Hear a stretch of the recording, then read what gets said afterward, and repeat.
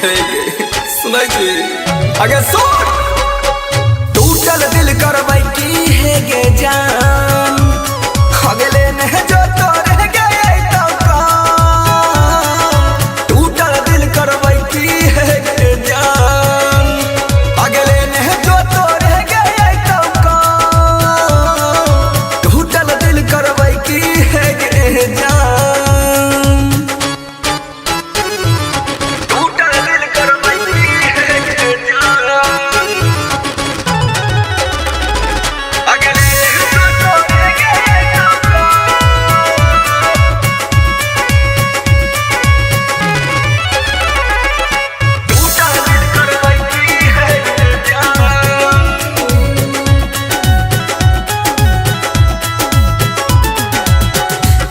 जो याद के छुपाई है राज के, कबो ना मिले है रब से यह फरियाद गे।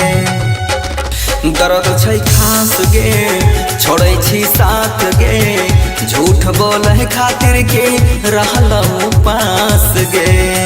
अगर गलती कलियो तू जन हमरा मार, बसल छै पंछी नहीं दुनिया उजार। गलती के रहे तू कैले इनकार, खुश होई के दई छही शादी के कार्ड। आगे टूटल दिल करवाओ की है गे जान, लेने जो तोरे गए तो टूटल दिल करवाई की है गे जान, अगले में जो तोरे गए तो टूटल दिल करवाई की है गे जान। टूटल दिल करवाई की है गे जान, अगले में जो तोरे गए तो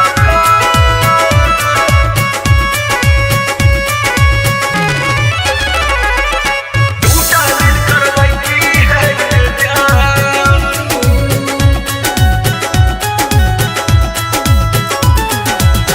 शुभ तोर विवाह लिखाई तो मंडप के गेट पर, वीडियो बनाई के बराती डाल दोगे नेट पर।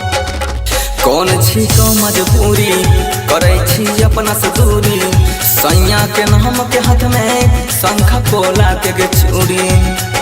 लाबा बुझाई तो गे 4 बजे भोर, आई भी नजर नहीं तू होते ही जोर। कहले जा रहा जाके अखियां में लोर, बंसी धर्म के तू साथ न छोड़। अगर सूरज सुन है गे